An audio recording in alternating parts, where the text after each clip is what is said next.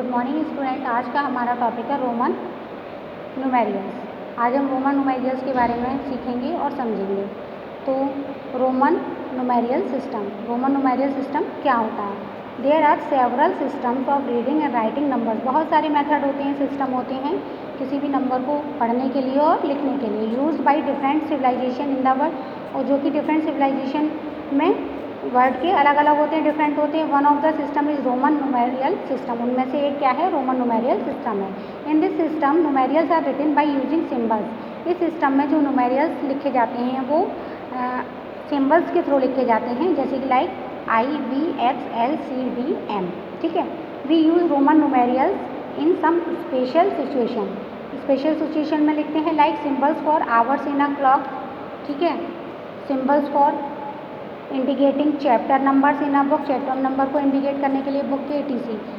It is strange that Romans when they invented Roman numeral system. ठीक है। ये strange है कि रोमन्स ने जब they invented Roman numeral system invent किया था, तो did not think of a symbol of represent zero. तो उन्होंने ये नहीं सोचा था कि जीरो को रिप्रेजेंट करने के सिंबल के बारे में नहीं सोचा था। So Roman system does not have a symbol for zero. इसलिए रोमन सिस्टम में जीरो को रिप्रेजेंट करने के लिए कोई सिंबल नहीं होता है। Reading and writing Roman numerals. Next topic है हमारा, letters of the English alphabet are assigned to express Roman numerals. Letter को भी हम रिप्रेजेंट कर सकते हैं, जैसे I1 को रिप्रेजेंट करता है V5 को, X10 को, L50 को, C100 को और D500 को, और M1000 को रिप्रेजेंट करता है। We can write any numbers using the combination of these symbols. We use the following rules to write Roman numeral. तो सबसे पहले हम रूल 1 के बारे में जानेंगे। रूल 1 क्या है? If a symbol is repeated, अगर कोई एक सिंबल रिपीटेड होता है तो इट्स वैल्यू इज एडेड। तो इसका मतलब है कि उसकी वैल्यू ऐड हो रही है as many times as it occur, जितने टाइम वो ऑकर करता है। जैसे कि एग्जांपल लिया I, यानी कि ये किसको I1 का सिंबल होता है, तो 1 और 1 2 हो गया। X यानी कि 10 30 हो गया। C यानी कि 200 etc। A symbol can be repeated only up to the 3 times. कोई भी सिंबल केवल 3 टाइम्स ही रिपीट हो सकता है, 3 टाइम्स से ज़्यादा रिपीट नहीं हो सकता है। But the symbol V, L and D are never repeated. और V, L और D कभी भी रिपीटेड नहीं हो सकते हैं। ठीक है। जितने भी सिंबल 7 सिंबल्स होते हैं, 7 में ये जो 3 सिंबल्स हैं V, L, D, ये रिपीटेड नहीं होते हैं। ठीक है। एग्जाम्पल लिया है हमने, जैसे V 10 हो गया। X 40 आर नॉट अलाउड, ये अलाउड नहीं होंगे। V इज रिपीटेड हो रहा है इसमें, और X is repeated more than 3 times. इसमें X 3 से ज़्यादा टाइम्स रिपीट हो रहा है, यानी कि कोई भी सिंबल 3 से ज़्यादा बार रिपीट नहीं होगा, और V, L और D कभी भी रिपीट नहीं होंगे। उसके बाद में है रूल 2। रूल 2 क्या है? If one or more symbols are placed after another symbol of greater value at that value, यानी कि एक या ज़्यादा सिंबल्स आर प्लेस्ड होते हैं आफ्टर अनदर सिंबल, दूसरे सिंबल के बाद, ऑफ ग्रेटर वैल्यू की, एट दैट वैल्यू, तो वो वैल्यू में ऐड हो जाते हैं। इसको हम एग्जांपल से समझेंगे। जैसे कि VI कितना हो गया 7, यानी कि V कितना है 5 प्लस I 1 और I 1, तो 5 + 1 यानी कि 7। L X यानी कि 50 कितना होगा? वैल्यू सॉल्व करेंगे पहले। L 50 का होता है, प्लस X10 का होता है, प्लस X10 का होता है, प्लस X10 का होता है। सॉल्व किया 80 आ गया, आंसर 80 हो गया। M 1000 का होता है, 1000 प्लस C 100 का होता है, 1000 प्लस 100 1100 हो गया। ठीक है।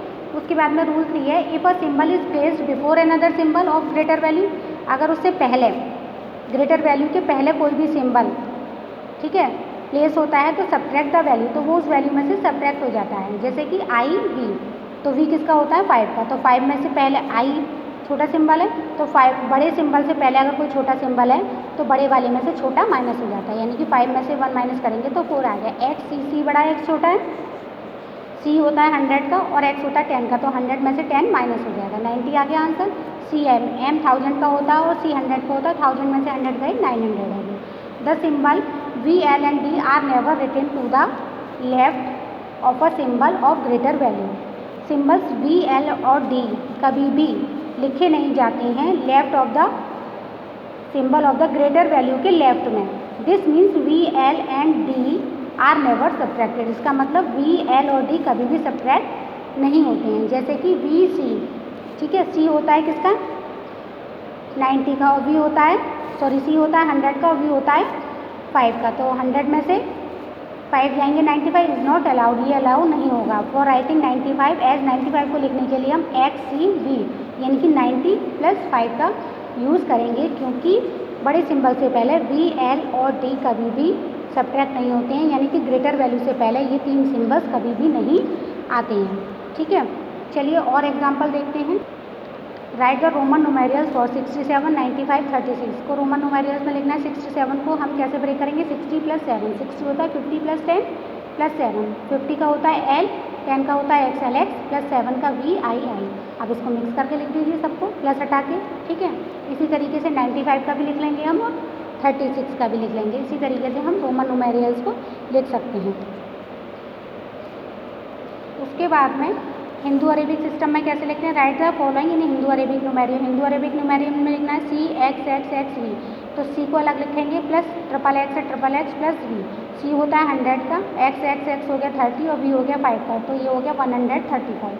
ऐसे ही XCVII, तो XC लिखेंगे एक साथ प्लस VIII, तो XC हो गया, C 100 का होता है X10, 100 में से 10 माइनस हो जाएगा, एक ब्रैकेट क्लोज, प्लस ये हो गया 8, 100 में से 10 गए 90 + 8 यानी कि हो गया 90। इस तरीके से हम रोमन सिंबल्स रिप्रेजेंट कर सकते हैं, और रोमन सिंबल्स से हम उसको न्यूमेरियल सिस्टम में या हिंदू अरेबिक न्यूमेरियल्स में भी रिप्रेजेंट कर सकते हैं। Okay, thank you.